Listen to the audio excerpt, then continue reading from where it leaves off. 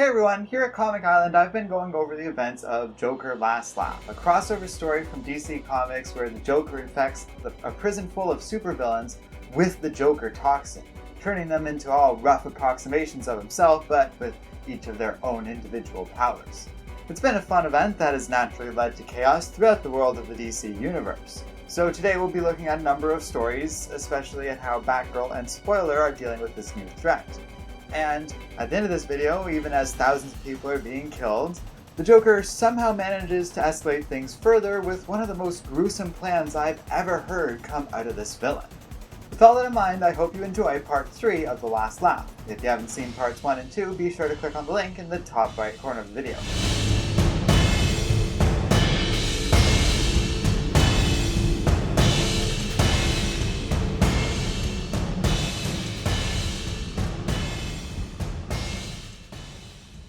In the wake of the breakout, the heroes regroup.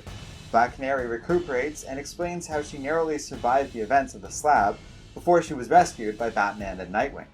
Gordon comments that as much as she wished for the Joker to be dead, she never expected him to go out dying so violently. Meanwhile, Bart Allen, having left Young Justice, is spending some time being a kid and enjoying life. When visited by fellow speedster Max Mercury, the older man sees that Bart is happy having given up his impulse identity, and he decides to leave the youngster alone. Max then detects a disturbance in the Speed Force, and is drawn to one of the many villains now infected by the Joker virus, Ether, a villain with the ability to turn his entire body into gas. Long an enemy of the Flash family, Ether was already beginning to experience mental instability as a result of his changed body, so the Joker gas affected the villain badly. Ether proves a deadly menace to the speedster and nearly chokes Max to death with his own gaseous body. Knowing this feat could easily kill the speedster, Max willingly chooses to hold Ether in his lungs until he can safely exhale the villain in a contained environment. Mercury manages to do this, just barely escaping with his own life without suffocating, largely thanks to the speedster's Zen-based meditative control he has over his own body, thereby allowing his brain to survive a prolonged period without the needed oxygen. Not long after this, various members of the Justice League return to Earth after completing a mission on the alien world of Ranagar. On the Watchtower, the team is quick to discover something is terribly wrong, as alarms are blaring on their moon-based headquarters, yet nobody is there to respond. They quickly learn of what has happened at the Slab, and more disturbingly, discover a taunting message has been left for them on the planet, so large it is observable from space to the naked eye. Meanwhile, Batman and Nightwing scour Gotham City, searching through old, known hangout areas for the Joker. Grayson soon gets his mentor, who isn't even thinking straight, to stop what they are doing, pointing out, with so many dangerous beings now mentally unstable, the Joker doesn't have to rely on any of his old plans or habits. Nightwing suggests that instead, Joker might have gone somewhere peaceful and warm to die. Indeed, at that moment, the Joker is on Easter Island, growing frustrated that many of his villains are acting less rational than he normally does, and encourages them to be more ambitious in their villainy, pointing out only a few of his followers around the world are sowing chaos on the scale he wanted. It is at that time that Lex Luthor and the White House administration begin to work around the clock to resolve this new crisis, now that Luthor had already benefited from his deal with the Joker. The President and a group of scientists from Star Labs are able to deduce exactly how the Joker converted all the villains in the Slab into Jokers, but they have few ideas on returning them to normal. Luthor, intimately familiar with the Joker and his ways, also knows there will be no negotiating with the villain from here on out. The Joker simply wants to rack up as many deaths and cause as much pain and destruction as possible before he dies. One superpowered Joker then triggers a massive volcanic eruption in the Pacific Rim, but the Joker grows frustrated after pointing out 10 seconds pass without anyone on Earth even being murdered. Part of his dissatisfaction is he had hoped his plans would reveal someone who would be able to take on the role of being the Joker after he dies. But so far, he feels largely disappointed. Gordon then gets a call from Harley Quinn requesting help as a number of Joker villains are now targeting her. At first, Barbara refused his aid, feeling that Harley, someone who purposely has helped the Joker many times in the past, deserves to suffer anything coming to the woman. Gordon almost takes sadistic glee in Quinn's torment until Harley reveals the Joker's new plan. Unhappy with the new Joker villains, the Joker now wants to capture Harley and forcibly impregnate the woman with a child that will, presumably, one day take on their father's identity.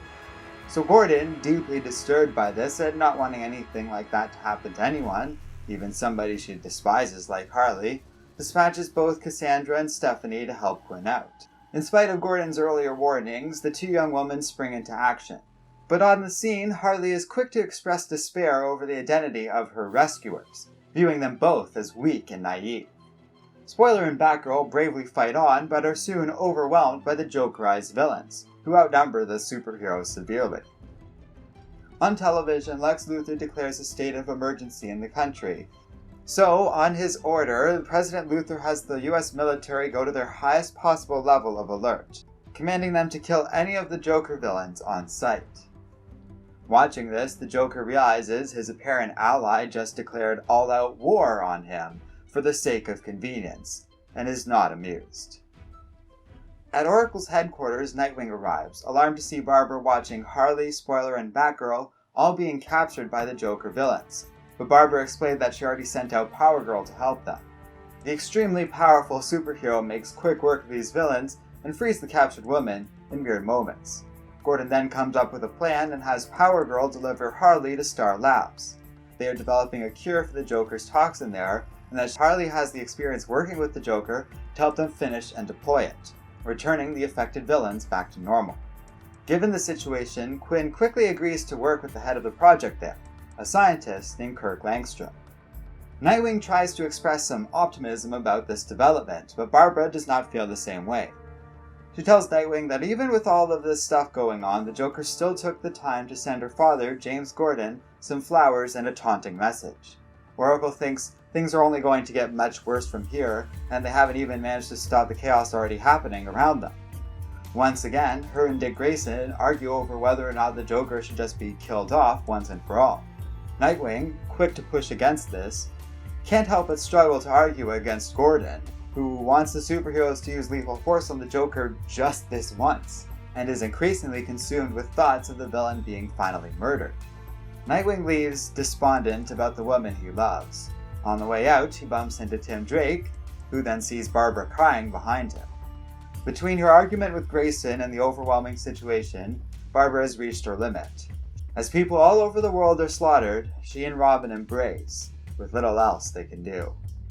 On the Easter Islands, the Joker looks up at the sky and realizes something is wrong. If this were a real crisis, the sky should be red and riddled with antimatter energies. He decides they aren't doing enough, and begins to scheme. Back in Gotham, Cassandra Cain spends hours relentlessly training in spite of suffering some injuries because of it. Cain is visited by Spoiler, who informs the woman that Oracle has been trying to contact Batgirl for 10 hours. They go to her, where Barbara Gordon instructs Cassandra Cain and Stephanie Brown to stand down, warning that the Joker historically likes to target the youngest allies of Batman. They argue over this when the three are suddenly attacked by a villain called the Shadow Thief. Cassandra chases him to the roof of Oracle's headquarters, and the two square off in a deadly battle. Oracle, knowing this villain, explains that he is using an alien device to power him up against Batgirl, drawing power from Barbara's computer system. Gordon powers everything down, and Spoiler rushes off to help Cassandra. Stephanie finds her colleague standing over the Shadow Thief.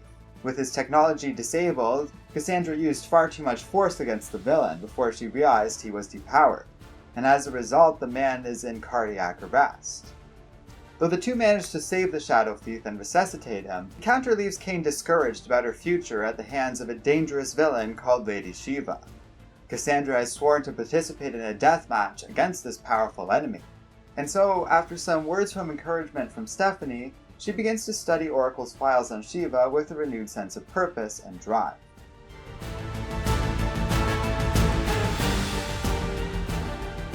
We'll go over whatever the hell the Joker has planned next time here on Comic Island. Thanks for watching, guys, and we'll see you then.